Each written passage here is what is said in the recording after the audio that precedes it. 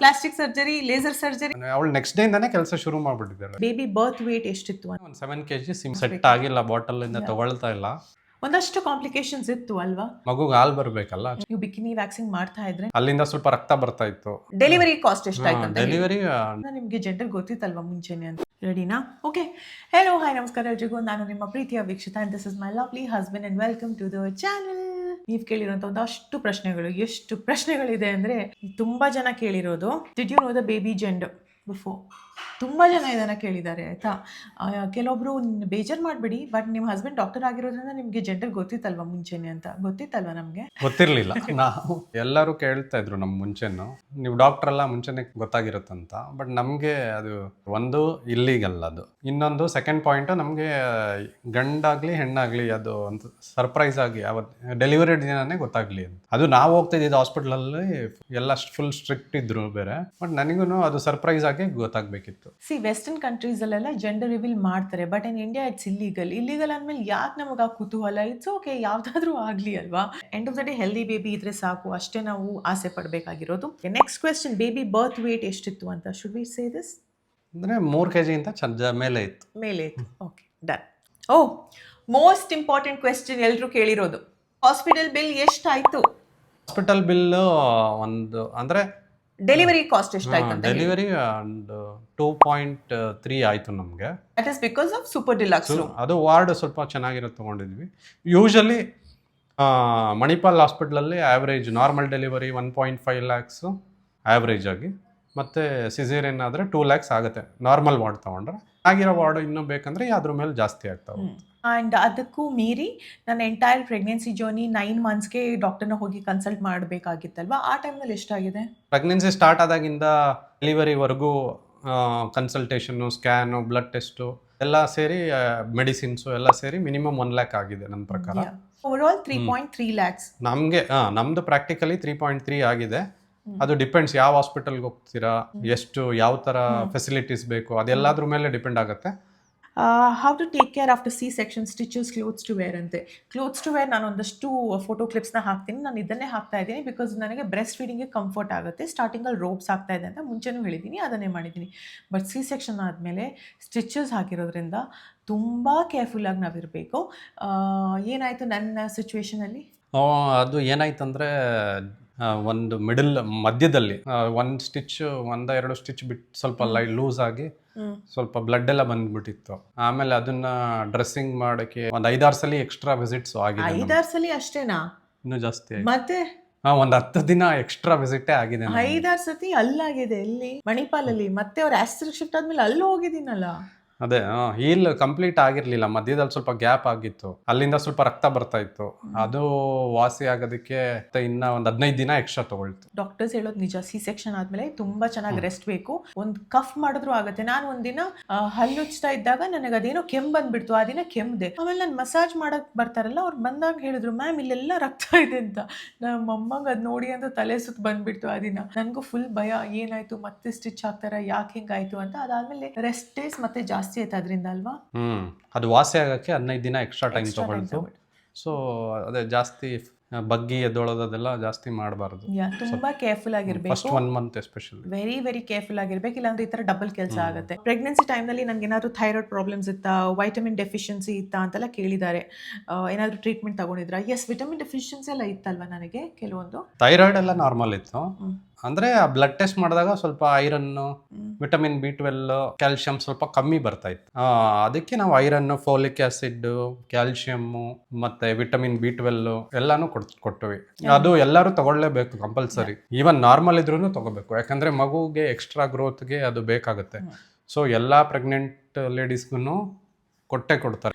Next question, vaginal hygiene and hair removal process during 2nd and 3rd trimester ಬಗ್ಗೆ ಕೇಳಿದ್ದಾರೆ. Because in general ನಾವು ವೆಜೈನನ hygiene ಆಗೇ ಇಟ್ಕೋಬೇಕಾಗುತ್ತೆ. That's very important. ಪ್ರೆಗ್ನೆನ್ಸಿನಲ್ಲಿ ಮಾತ್ರ ಅಲ್ಲ, ಬಟ್ ಅದರ್ವೈಸ್ ನೀವು ಬಿಕಿನಿ ವ್ಯಾಕ್ಸಿನ್ ಮಾಡ್ತಾ ಇದ್ರೆ ನಿಮ್ಗೆ ಅದು ಓಕೆ ಅಂದರೆ ನೀವು ಕಂಟಿನ್ಯೂ ಮಾಡ್ಬೋದು. ಬಟ್ ನಿಮ್ಮ 2nd ಟ್ರೈಮಿಸ್ಟರ್ ಆ್ಯಂಡ್ 3rd ಟ್ರೈಮಿಸ್ಟರಲ್ಲಿ ಡಾಕ್ಟರ್ನ ಕೇಳಿ. ಇನ್ಫ್ಯಾಕ್ಟ್ 3rd ಟ್ರೈಮಿಸ್ಟರ್ ಅಂದರೆ ಲಾಸ್ಟ್ ಫ್ಯೂ ಮಂತ್ಸಲ್ಲಿ ಸೆಲೂನ್ ಅವರೇ ಬೇಡ ಅಂತಾರೆ, ಮಾಡೋದಿಲ್ಲ. ಆ್ಯಸ್ ಪರ್ ರೂಲ್ಸ್ ಅವ್ರು ಮಾಡಲ್ಲ ಅದನ್ನು, ಬಿಕಾಸ್ ಇಟ್ಸ್ ನಾಟ್ ಸೇಫ್ ಅಂತ. ಬಟ್ ನಿಮ್ಮ ಡಾಕ್ಟರ್ನ ಕೇಳಿ. ಫಾರ್ ಮೀ ಶಿ ಸೆಡ್ ಮಾಡಿಸ್ಬೋದು ಅಂತ ಅಲ್ವಾ. ಫಸ್ಟ್ ಬಿಗಿನಿಂಗಲ್ಲಿ. ಬಿಗಿನಿಂಗಲ್ಲಿ ಶಿಸನ್ ಮಾಡಿಸ್ಬೋದು ಅಂತ, ನಾಟ್ ಟುವರ್ಡ್ಸ್ ದಿ ಎಂಡ್ ಆಯಿತಾ. ಆ್ಯಂಡ್ ಆ ಟೈಮಲ್ಲಿ ನಮ್ಗೆ ಇನ್ನೇನೋ ಪೇನ್ ಇರುತ್ತೆ, ಅದ್ರ ನಡುವೆ ಇದು ಏನಕ್ಕಂತ ಅನಿಸುತ್ತೆ. ಆ್ಯಂಡ್ ವೆಜೈನಲ್ ಬರ್ತ್ ಆಗಲಿ, ಸಿ ಸೆಕ್ಷನ್ ಬರ್ತ್ ಆಗಲಿ, ಅಲ್ಲಿರುವ ನರ್ಸಸ್ಸೇ they'll help you in removing the hair and everything ಅಲ್ವಾ. ಸೊ ಡೆಲಿವರಿ ಮುಂಚೆ ಎಲ್ಲ ಪ್ರಿಪರೇಷನ್ ಮಾಡ್ತಾರೆ. ಎಲ್ಲ ಪ್ರಿಪ್ರೇಷನ್ ಮಾಡ್ತಾರೆ. ಸೊ ಅದ್ರ ಬಗ್ಗೆ ನೀವೇನು ಟೆನ್ಷನ್ ತಗೋಬೇಕಾಗಿಲ್ಲ. ಇದು ತುಂಬ ಇಂಪಾರ್ಟೆಂಟ್. ನೀವು ಇವಾಗ ನಿಮ್ಮ ಪೋಸ್ಟ್ ಪಾರ್ಟಮ್ ಜರ್ನಿನಲ್ಲಿ ಇದ್ದೀರಾ, ನಿಮ್ಮ mental health and sleepless nights ಬಗ್ಗೆ ಹೇಗೆ ಹೇಳಿ ಅಂತ. ಮೆಂಟಲ್ ಹೆಲ್ತ್ ಫಸ್ಟ್ 10-15 ಡೇಸು ಸ್ವಲ್ಪ ತುಂಬಾ ಕಷ್ಟ ಇತ್ತು. ಆವಾಗ ತುಂಬ ಹಾರ್ಮೋನಲ್ ಫ್ಲಕ್ಚುಯೇಷನ್, ಯಾವಾಗಲೂ ಎಮೋಷ್ನಲ್ ಆಗೋದು, ಅಳೋದು ತುಂಬ ಕಾಮನ್ ಇತ್ತು ಫಸ್ಟ್ 10-15 ಡೇಸ್ ಅಂತೂ. ಆಮೇಲೆ ಸ್ಲೋಲಿ ಎಮೋಷನ್ಸ್ ಎಲ್ಲ ಪರವಾಗಿಲ್ಲ, ಸೆಟ್ಲ್ ಆಗಿದೆ. ಟ್ರೂ. ಸೊ ನನಗೆ ಕೇಳಿದರೆ ನಾನು ಏನು ಹೇಳ್ತೀನಿ ಅಂದರೆ, ಇದೆಲ್ಲ ತುಂಬ ಹೊಸ್ತಲ್ವಾ. ಪ್ರೆಗ್ನೆನ್ಸಿ ಏನೋ ಡೀಲ್ ಮಾಡಿರ್ತೀರ, ಅದಾದಮೇಲೆ ಪಾಪು ಬರುತ್ತೆ. ಪಾಪು ಬಂದಮೇಲೆ ಒಂದು ಕಡೆಯಿಂದ ನೋವು ಇರುತ್ತೆ, ಇನ್ನೊಂದು ಕಡೆಯಿಂದ ರಾತ್ರಿ ಇಡೀ ನಿದ್ದೆ ಇರಲ್ಲ, ಪಾಪುನೂ ಅಳ್ತಾ ಇರುತ್ತೆ, ಎಲ್ಲನೂ ಹೊಸದಾಗಿರುತ್ತೆ. ಸೊ ಎಲ್ಲ ಒಟ್ಟಾದಾಗ ಇಮೋಷನ್ಸ್, ಹಾರ್ಮೋನ್ಸ್ ಕೂಡ ಚೇಂಜ್ ಆಗುತ್ತೆ ಸಡನ್ನಾಗಿ, ಆಯಿತಾ. ಸೊ ಹಾಗಾಗಿ ಎಲ್ಲನೂ ಒಟ್ಟಿಗೆ ಒಂದೇ ಸತಿ ಆದಾಗ ತುಂಬ ಅದೊಂಥರ ಸ್ಟ್ರೆಸ್ ಆಗುತ್ತೆ. ಎಷ್ಟೇ ಸ್ಟ್ರಾಂಗ್ ಆಗಿರಿ ನೀವು, ತುಂಬ ಡಿಫ್ರೆಂಟೇ, ಟೈಮೇ ತುಂಬ ಡಿಫ್ರೆಂಟ್ ಅನಿಸುತ್ತೆ. ಸೆಕೆಂಡ್ ಪ್ರೆಗ್ನೆನ್ಸಿನಲ್ಲಿ ನಿಮಗೆಲ್ಲ ಅನುಭವ ಆಗಿರುತ್ತೆ. So be prepared. First time mother ಆಗೋರಿಗೆ ಇದೆಲ್ಲ ಆಗೋದು ಸಹಜ. ತುಂಬ ಭಾವನೆಗಳು, ಹೇಗೆ ಏನು ಮಾಡಬೇಕು, ಯಾಕೆ ಈ ಥರ ಆಗ್ತಾ ಇದೆ ಅಂತ ನಮಗೆ ಗೊತ್ತಾಗಲ್ಲ. ಬಟ್ ಇವಾಗ ಒಂದಷ್ಟು ವೀಡಿಯೋಸ್ ಮುಖಾಂತರ ನಾವು ಕಲ್ತ್ಕೋಬೋದು, ನಮಗೆ ನಾಲೆಜ್ ಬರುತ್ತೆ, ನಮ್ಗೆ ಅರ್ಥ ಆಗುತ್ತೆ ಯಾಕೆ ಈ ಥರ, ಇಟ್ಸ್ ವೆರಿ ನಾರ್ಮಲ್ ಅಂತ. ಇವಾಗ ಹೆಂಗಾಗಿದೆ ಅಂದರೆ, ಓಕೆ ಪ್ರತಿ 2 hours ಒಂದ್ಸತಿ ಎದ್ದೇಳಬೇಕು, ಪ್ರತಿ 3 hours ಒಂದ್ಸತಿ ಎದ್ದೇಳಬೇಕು, ಪಾಪು ಹೊತ್ತಾಗ ಎದ್ದೇಳಬೇಕು, ಅದು ಪಾರ್ಟ್ ಆಫ್ ಲೈಫ್.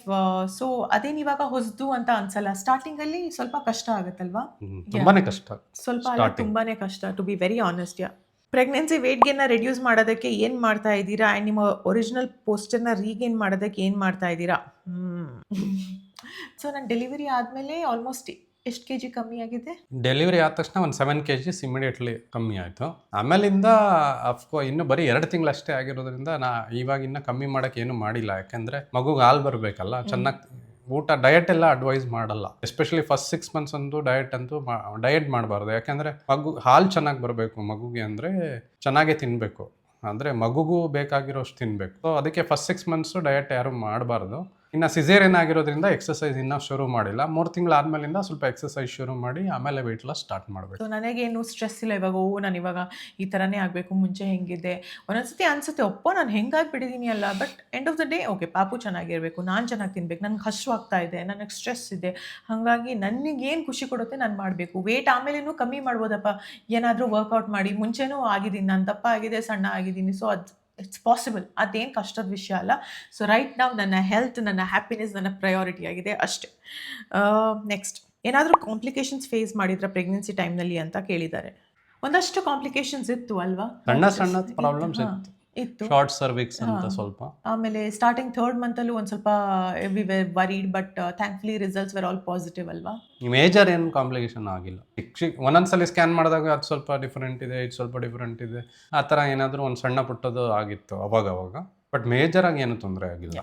ಪಾಪುಗೆ ಹಾಲು ಕೊಡೋದಕ್ಕೆ ಬರ್ತಾ ಇದೆಯಾ ಇನಫ್ ಮಿಲ್ಕ್ ಅಂತ ಕೇಳಿದ್ದಾರೆ.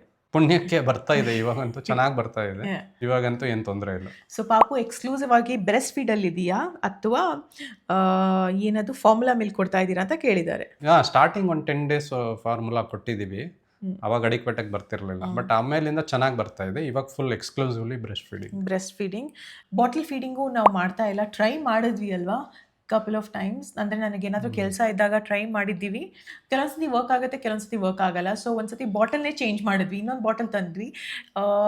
somehow he likes direct breast feeding bottle ಫೀಡಿಂಗ್ಗಿಂತ ಅಲ್ವಾ. ಸೊ ಇನ್ನ ನಿಧಾನಕ್ಕೆ ಪ್ರಾಕ್ಟೀಸ್ ಮಾಡಬೇಕು. ಸೆಟ್ ಆಗಿಲ್ಲ, ಬಾಟಲ್ ಇಂದ ತಗೊಳ್ತಾ ಇಲ್ಲ ಮಗು, ಸ್ಲೋ ಆಗಿ ಸ್ವಲ್ಪ ಟ್ರೈನ್ ಮಾಡಬೇಕು. ನೀವು ವರ್ಕಿಂಗ್ ಮಾಮ್ಸ್ ಆಗಿದ್ರೆ ನಿಮಗೆ ಏನು ಕಂಫರ್ಟೇಬಲ್ ಅದು ಮಾಡಿ ಆಯ್ತಾ. ಕೆಲವರು ಹೇಳ್ತಾರೆ ಇಲ್ಲ ಅದೆಲ್ಲ ಕೊಡಬಾರ್ದು. ಎಂಡ್ ಆಫ್ ದ ಡೇ ಪಾಪುಗೆ ಒಳ್ಳೆ ಆಹಾರ ಹೋದ್ರೆ ಸಾಕು. ನಿಮಗೆ ಬ್ರೆಸ್ಟ್ ಯೂಸ್ ಮಾಡಿ ಫೀಡ್ ಮಾಡ್ತೀರಾ ಅದು ಓಕೆ, ಡೈರೆಕ್ಟ್ ಆಗಿ ಬ್ರೆಸ್ಟ್ ಫೀಡ್ ಮಾಡ್ತೀರಾ ಅದನ್ನು ಓಕೆ, ಫಾರ್ಮುಲಾ ಕೊಡ್ತೀರಾ ಅದನ್ನು ಓಕೆ, ನಿಮ್ಗೆ ಏನು ಕಂಫರ್ಟೇಬಲ್ ಅದನ್ನ ಮಾಡಿ. ಎಲ್ಲ ಓಕೆ, ಕ್ಲೀನ್ ಆಗಿರಬೇಕು ಅಷ್ಟೇ, hygiene maintain. Very important. Nipple crack ಆಗಿತ್ತಾ ಅಂತ ಕೇಳಿದ್ದಾರೆ, ಪೇನ್ ಆಗಿತ್ತಾ, ಯಾವ್ದಾದ್ರು ಕ್ರೀಮ್ ಯೂಸ್ ಮಾಡ್ತಿದ್ರಾ? ಎಸ್ ದೊಡ್ಡ ಸಮಸ್ಯೆ ಆಗಿತ್ತು ಅಲ್ವಾ.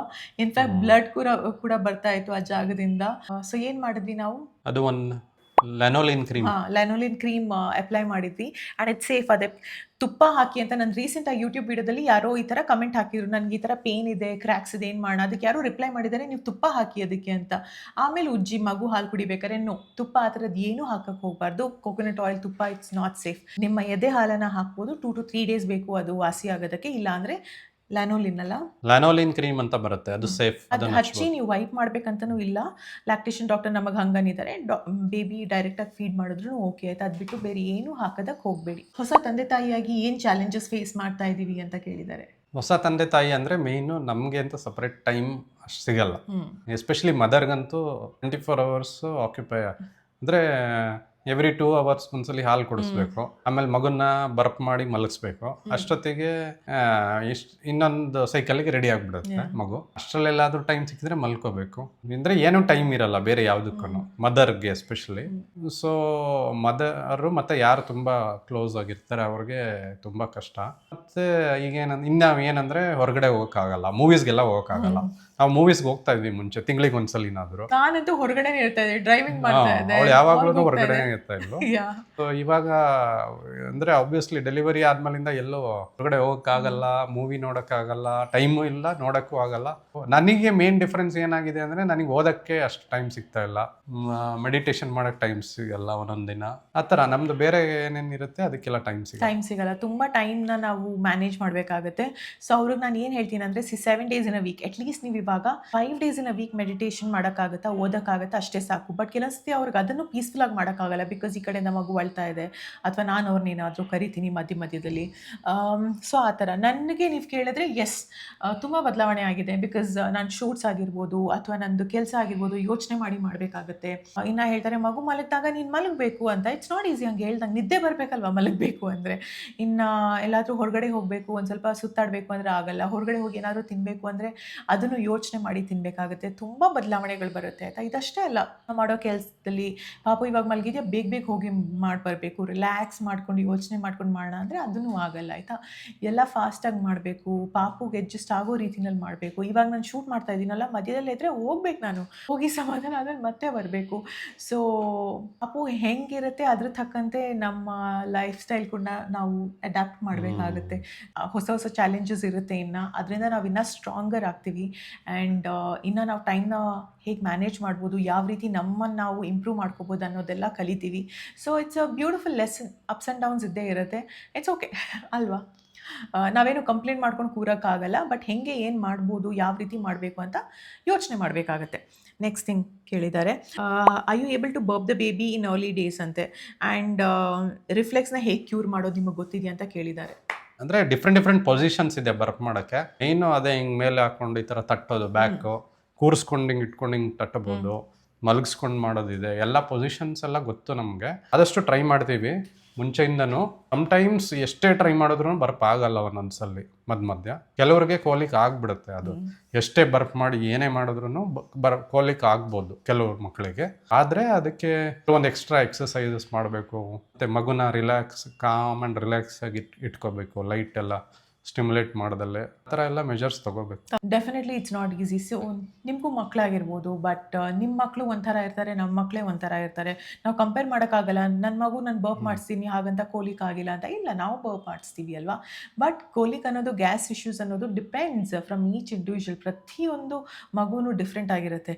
ಸೊ ಹಾಗಂತ ನಾವು ಬರ್ಪ್ ಮಾಡಿಸಿಲ್ಲ ಅಥವಾ ಮಾಡಿಸ್ತಾ ಇಲ್ಲ, ಪ್ರಯತ್ನ ಮಾಡ್ತಾ ಇಲ್ಲ ಅಂತಲ್ಲ. It all depends on each individual. ಹಾಗಂತ ತಾಯಿನೂ ಬ್ಲೇಮ್ ಮಾಡೋಕ್ಕಾಗಲ್ಲ, ತಾಯಿ ತಿಂದಿದ್ದಕ್ಕೆ ಮಗು ಗ್ಯಾಸ್ ಇಶ್ಯೂಸ್ ಆಗ್ತಾ ಇದೆಯಂತಲ್ವಾ.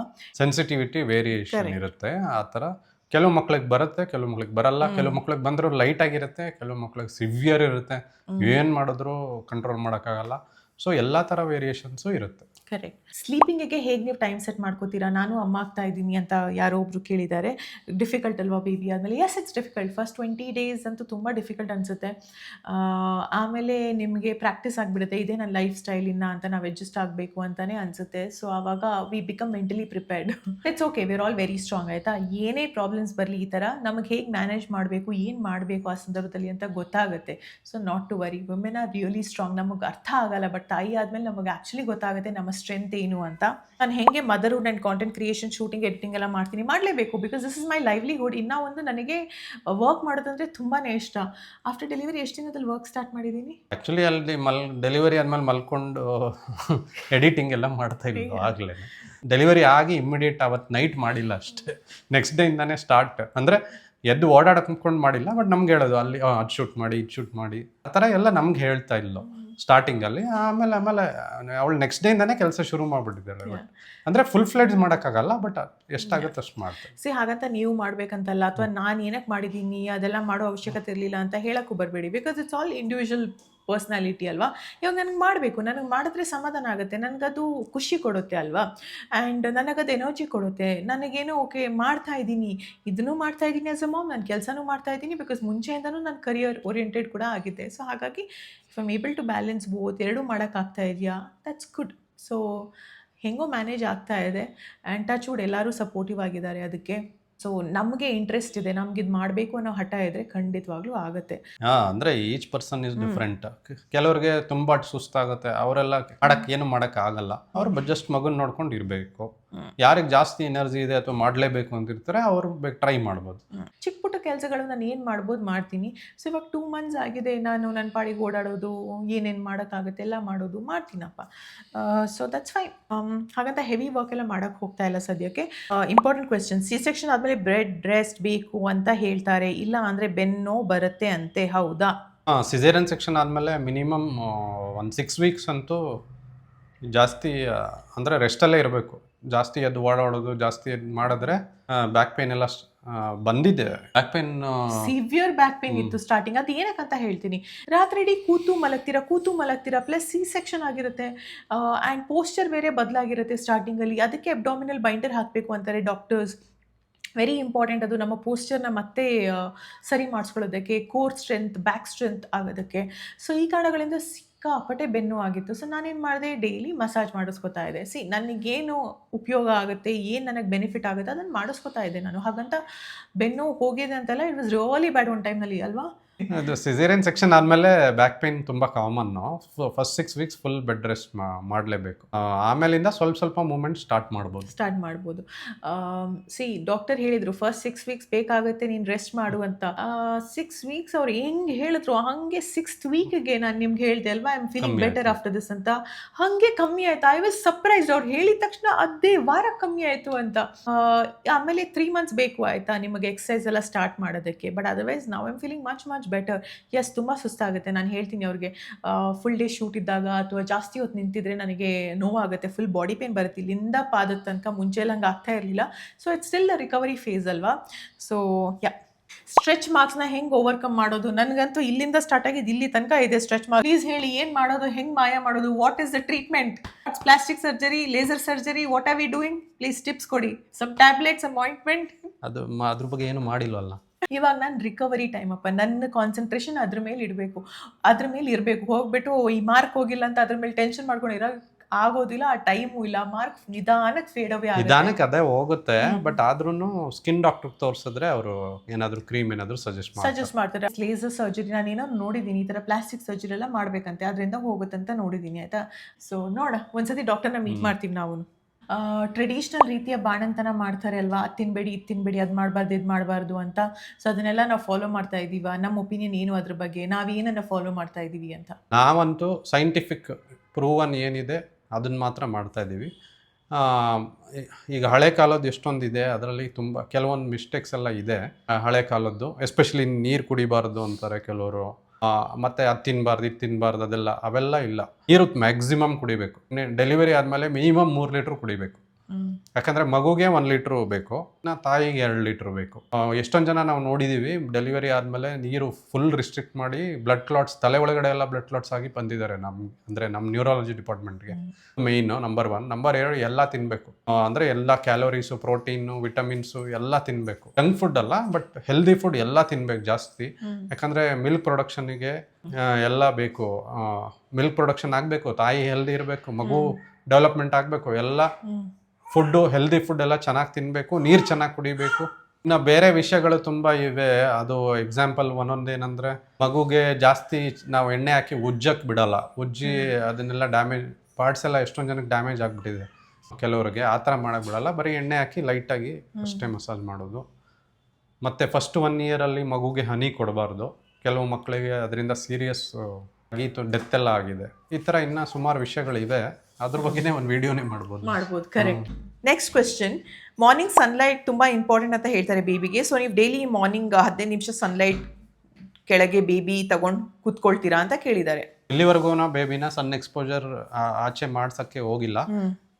ಸ್ಟ್ಯಾಂಡರ್ಡ್ ರೆಕಮೆಂಡ್ ಹೇಳಿ, ನಮ್ದೊಂದು VIP ಗೆಸ್ಟ್ ಹೇಳಿ.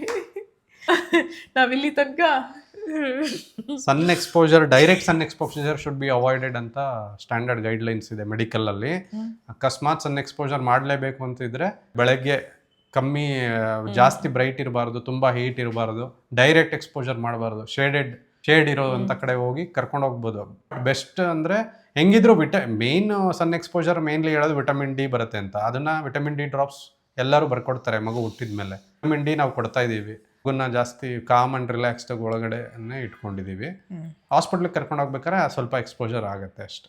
ಆ್ಯಂಡ್ ನಾವು ಹೋಗಿ 8 ಗಂಟೆಗೆ ಅಥವಾ 7 ಗಂಟೆಗೆ ಎಷ್ಟು ಸೂರ್ಯನ ಕಿರಣ ಇಟ್ರು ಅದಷ್ಟೊಂದು ಎಷ್ಟು ಬೇಕೋ ಅದು ಬಾಡಿಗೆ ಬೇಕಾಗಿರೋ ವಿಟಮಿನ್ ಡಿ ಸನ್ಲೈಟ್ ಇಂದ ಅಬ್ಸರ್ವ್ ಮಾಡಬೇಕು ಅಂದ್ರೆ ಬಿಸಿಲಲ್ಲಿ 24 ಗಂಟೆ ಕೂತ್ಕೊಂಡ್ರು ಆಗಲ್ಲ. ಯಾಕಂದ್ರೆ ನಾವು ಹಾಸ್ಪಿಟಲಲ್ಲಿ ನೋಡ್ತಾ ಇರ್ತೀನಲ್ಲ, ರೈತರು ಬೆಳಗಿಂದ ರಾತ್ರಿವರೆಗೂ ಬಿಸಿಲಲ್ಲಿ ಕೆಲಸ ಮಾಡೋವಂಥವ್ರಿಗೂ ವಿಟಮಿನ್ ಡಿ ಚೆಕ್ ಮಾಡಿದ್ರೆ ಲೋನೇ ಬರುತ್ತೆ. ಸೊ ಅಷ್ಟು ಲೆವೆಲ್ಗೆ ಎಕ್ಸ್ಪೋಜರ್ ಮಾಡಿದ್ರೆ ಹಾರ್ಮ್ಸ್ ಜಾಸ್ತಿ. ಯಾಕಂದ್ರೆ ಸ್ವಲ್ಪ ಹೊತ್ತು ಲೋ ಲೆವೆಲ್ ಸನ್ಲೈಟಿಗೆ ಎಕ್ಸ್ಪೋಸ್ ಮಾಡ್ಬೋದು ಅಷ್ಟೇ. ಮಗು ಹುಟ್ಟಿದ ಟೈಮ್ಗಿಂತ ಇವಾಗ ಕಲರ್ ಚೇಂಜ್ ಆಯ್ತಾ ಅಂತ? ಆಗಿದೆ, ಇನ್ನೂ ಆಗುತ್ತೆ. ಅಂದ್ರೆ ಹುಟ್ಟಬೇಕಾದ್ರೆ ಸಾಮಾನ್ಯವಾಗಿ ಮಕ್ಕಳು ಪಿಂಕ್ ಕಲರ್ ಅಲ್ಲಿ ಇರ್ತಾರೆ. ಅದಾದ್ಮೇಲೆ ಮೆಲನಿನ್ ಪ್ರೊಡಕ್ಷನ್ ಜಾಸ್ತಿ ಆಗ್ತಾ ಸ್ವಲ್ಪ ಡಾರ್ಕರ್ ಶೇಡ್ಗೆ ಹೋಗ್ತಾರೆ. ನಾವು ಅನ್ಕೋಬಹುದು, ಓ ನಮ್ಮ ಮಗು ಕಪ್ಪಾಯ್ತಲ್ವಾ ಏನಕ್ಕಂತ. No, that is very normal ಆಯ್ತಾ. ಮಕ್ಕಳು ಆಕ್ಚುಲ್ ಕಲರ್ ನಮಗೆ ಗೊತ್ತಾಗೋದು ಬಿಟ್ವೀನ್ 6 ಮಂತ್ಸ್ ಟು 1 ಇಯರ್. ಆ ಟೈಮಲ್ಲಿ ಗೊತ್ತಾಗೋದು ನಮ್ಮ ಮಗುದು ಆಕ್ಚುಲ್ ಕಲರ್ ಏನು ಅಂತ. ನಮ್ಮ ಮಗುದು ಪಿಂಕ್ ಇತ್ತು, ಪಿಂಕಿಂದ ತೀರಾ ಡಾರ್ಕ್ ಆಯಿತು, ಡಾರ್ಕಿಂದ ಐ ಥಿಂಕ್ ನಾವು ಇಟ್ ಇಸ್ ಗೆಟಿಂಗ್ ಸ್ವಲ್ಪ ಲೈಟರ್ ಆಗ್ತಾ ಇದೆ ಅಲ್ವಾ. ಸೊ ಪ್ಲೀಸ್ ಕಲರು ಅದು ಇದು ಅದೆಲ್ಲ ಫೋಕಸ್ ಮಾಡೋ ಬದಲು ಹೆಲ್ದಿ ಆಗಿದೆಯಾ, ಊಟ ಸಿಗ್ತಾ ಇದೆಯಾ, ಶೀತ ಜ್ವರ ಯಾವುದೇ ವೈರಲ್ ಇನ್ಫೆಕ್ಷನ್ ಆಗಿಲ್ವಾ, ಅದು ಮುಖ್ಯವಾಗುತ್ತೆ ಅಲ್ವಾ. ಹೆಲ್ದಿ ಆಗಿರ್ಬೇಕು ಅಷ್ಟೇ, ಅದು ಇಂಪಾರ್ಟೆಂಟ್ ಆಗುತ್ತೆ. ಯಾರೋ ಬಂದು ಏನೋ ಹೇಳ್ತಾರೆ, ನೀವಿಬ್ರು ಹಿಂಗಿದ್ದೀರಾ, ಪಾಪು ಯಾಕೆ ಹಿಂಗಿದೆ, ಅದೆಲ್ಲ ನಮ್ಗೆ ಇಂಪಾರ್ಟೆಂಟ್ ಅಲ್ಲ ಈ ಟೈಮ್ನಲ್ಲಿ. That is the least important thing ಈ ಟೈಮಲ್ಲಿ ಆಯಿತಾ. ಬಿಕಾಸ್ ನನ್ನ ಮೇಜರ್ ಕನ್ಸರ್ನ್ ಜಾಸ್ತಿ ಜನರು ನನ್ನ ಪಾಪು ಮುಂದೆ ಇರಬಾರ್ದು. ಬಿಕಾಸ್ ಅದಕ್ಕಿನ್ನ ಇಮ್ಯುನಿಟಿ ಕಮ್ಮಿ ಇದೆ, ಅದ್ರ ಹೆಲ್ತ್ ಚೆನ್ನಾಗಿರಬೇಕು, ನಾನು ಚೆನ್ನಾಗಿರಬೇಕು, ನನ್ನ ಪೀಸ್ ಆಫ್ ಮೈಂಡ್ ಹ್ಯಾಪಿನೆಸ್ ಚೆನ್ನಾಗಿರಬೇಕು, ಅಷ್ಟೇ ನನ್ನ ಫೋಕಸ್. ಕೆಲವೊಂದು ಕಮೆಂಟ್ಸ್ ನಾನು ನೋಡ್ತೀನಿ, I am like these are all stupid people ಅಂತ ಅನ್ಕೋತೀನಿ. ಬಿಕಾಸ್ ಆ ಥರ ಫಸ್ಟ್ ಆಫ್ ಆಲ್ ಯೋಚನೆ ಯಾಕೆ ಬರುತ್ತೆ ಅಂತ, ರೈಟ್. ಸೊ ಬುಲ್ತೊಂದಿಲ್ಲೇನಾ. ಸೊ ಮಗು ಅಳ್ತಾ ಇದೆ, ಅದು ಮಗುಗೆ ಹಾಲು ಕುಡಿಸೋದಕ್ಕೆ ಹೋದ್ಲು. ಸೊ ಇವತ್ತಿಂದು ಕ್ವಶನ್ಸ್ ಇಲ್ಲಿಗೆ ಮುಗಿಸೋಣ. ವಿಡಿಯೋ ಇಷ್ಟ ಆದರೆ hit like, share and subscribe. Bye.